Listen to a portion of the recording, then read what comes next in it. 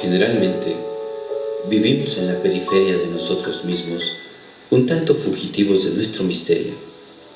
Y ahí nos damos cuenta de que es en nuestro interior en donde reina un estado general de guerra, resentimientos en contra de sí, en contra de los hermanos e indirectamente en contra del Creador, frustraciones, antipatías alimentadas y, en fin, agresividad de todo color. Con esta situación, imposible la intimidad con el Creador de la paz. Por eso, uno siente necesidad de pacificación y percibimos que la paz regresará solamente por la vía de la reconciliación. Reconciliación consigo mismo sobre todo. Y así sentimos la necesidad y el deseo de apagar llamas, sanar heridas, asumir historias dolientes, perdonarse a sí mismo, perdonar a los hermanos y abandonar todas las resistencias. En suma, reconciliación general y como fruto, la paz.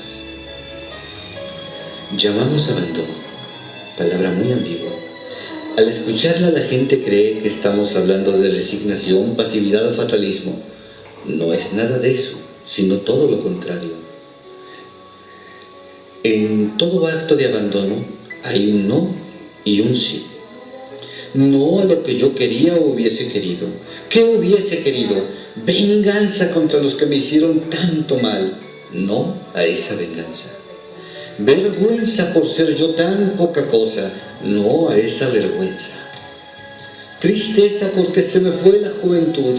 No a esa tristeza. Rabia porque todo me sale mal en la vida. No a esa rabia. Se abandona pues a una resistencia. En cambio, sí, a lo que tú quisiste o permitiste, oh Padre. Por eso hablamos también de amor oblativo, porque existe también oblación, muerte o negación.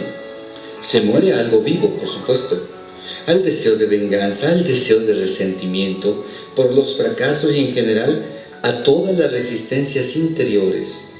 Amor oblativo y no emotivo, porque no existe compensación de satisfacción sensible.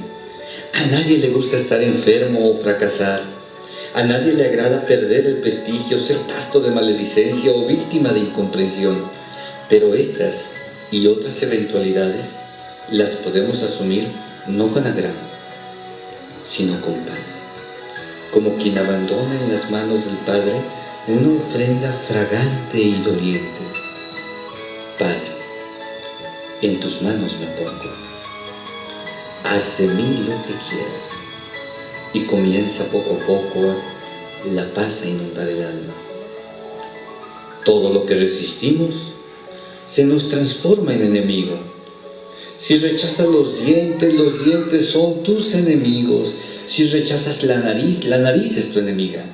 Si no te gusta este día lluvioso, este día es tu enemigo. Si te molesta el modo de ser de esta persona o su manera de hablar, la transformas en enemiga.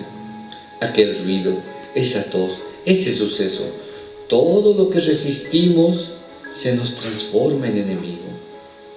El bien y el mal están pues dentro de nosotros. Los enemigos los creamos nosotros.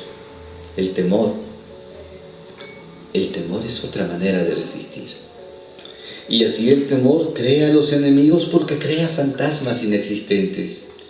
El mal de la muerte no es la muerte, sino el miedo de la muerte. El mal del fracaso no es el fracaso, sino el miedo del fracaso.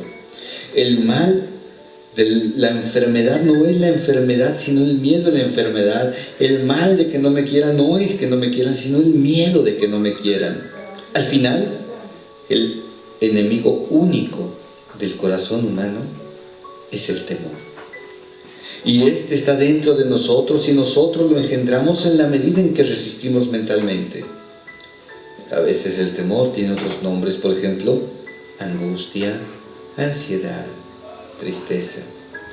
Pero en el fondo se trata de una resistencia emocional. Por ejemplo, los disgustos los creamos nosotros. Aquel hecho desagradable sucedió hace 3 meses en tal día y en tal lugar. Aquel hecho quedó fijado en el tiempo y en el espacio. Pero el disgusto comienza cuando nosotros tomamos aquel hecho y comenzamos a revivirlo, recordándolo, dándole vueltas, amargándonos, pensando en él. Entonces, un hecho determinado se transforma en un disgusto. Pero el disgusto lo engendramos nosotros, es cosa subjetiva. Es necesario despertar, porque de otra manera podemos comenzar a vivir sombríos, suspicaces, miedosos. Lo que nos disgusta, ¿tiene remedio? Pongamos remedio entonces. No hay nada que hacer. ¿Qué se consigue con resistir realidades que uno no puede cambiar? Abandonar toda resistencia e inclinar la cabeza en las manos del Padre. Es locura rechazar cosas que uno no puede alterar. Nuestra vida está rodeada de situaciones límites. Nos encontramos con que todo está consumado, o casi todo. La existencia misma no me la propusieron, me la impusieron. En la vida ni entramos ni salimos, nos empujan a la vida y nos sacan de la vida, y no precisamente cuando nosotros queremos. Yo no escogí a mis padres. Yo no escogí esta figura física, este sexo, estos coeficientes intelectuales, estas tendencias morales, esta estructura temperamental. Son fronteras absolutas que no se pueden alterar ni un milímetro. Yo no escogí mi familia, la suerte de mi vida, la hora de mi muerte, el rumbo de mis actividades. Nos circundan como anillos de fuego. La ley de la precariedad, la ley de la transitoriedad, del fracaso, de la mediocridad, la ley de la soledad, la ley de la muerte. Somos esencialmente limitados. Las fronteras absolutas se levantan como altas murallas en torno a nosotros, en una proporción altísima. No podemos hacer nada.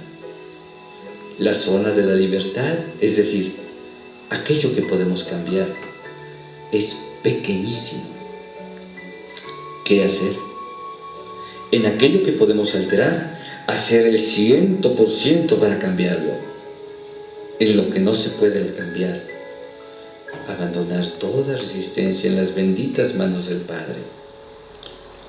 Todo lo que sucedió de este minuto para atrás son hechos consumados, por ejemplo. Jamás podrán ser alterados ni un milímetro. La gente se avergüenza o se irrita en contra de los hechos pasados, con irritarse o con derramar lágrimas. Los hechos consumados nada cambian. ¿Qué diríamos de una persona que se da de topes contra la pared? ¿Quién sufre? ¿El que odia o el que es odiado? El que es odiado frecuentemente está feliz bailando en la vida, mientras que quien odia se quema y se destruye inútilmente. ¿Qué diríamos de aquel que coge en sus manos una brasa ardiente? Eso le sucede al que rememora sucesos desagradables. Nos quemamos de manera absurda e inútil. Hay que despertar. Es locura pasar días y noches recordando aquella incomprensión, aquel fracaso, aquella equivocación. Aquello no tiene solución. Es un caso acabado. ¿Qué hacer? Abandonar la resistencia y abandonar la cabeza en las benditas manos del Padre. Contra la locura está la sabiduría. Y en este caso la sabiduría consiste en una sola pregunta. ¿Puedo yo cambiar esto que no me gusta? Si puedo cambiarlo, pongamos todo el esfuerzo para cambiar. Que se consigue con lamentarse. Porque si descubres que gran parte de las cosas que disgustan al ser humano lo entristecen o lo avergüenzan, no tienen ninguna solución, o la solución no está en tus manos. En ese caso, ¿qué se consigue con resistir? Solo quemarnos, destruirnos. A estas alturas nadie puede hacer nada para que lo que ya sucedió no hubiera sucedido. Cuando nos encontramos así, con fronteras absolutas o con hechos consumados, abandonar toda resistencia, asumir las cosas tal como son, inclinando la cabeza en las manos del Padre y diciendo: en tus manos me pongo. Y comienza la paz a inundar el alma. En esto consiste la sabiduría. Cuanto más se resiste un imposible, más se oprime. Cuanto más se oprime, más se le resiste y entramos así, en un círculo de angustia.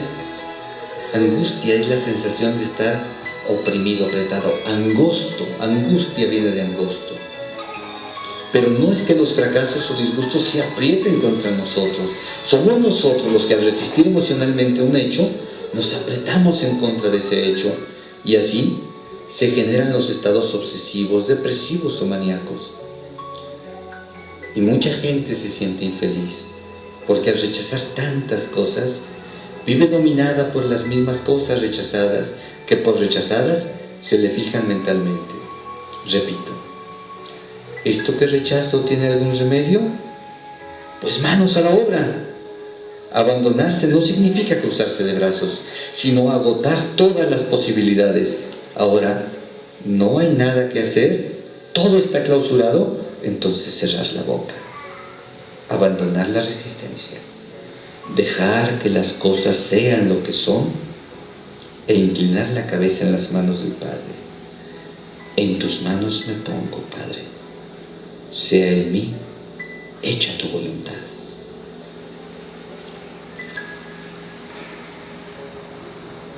Me dirás, ¿qué tiene que ver el Padre con nuestras mezquindades e injusticias?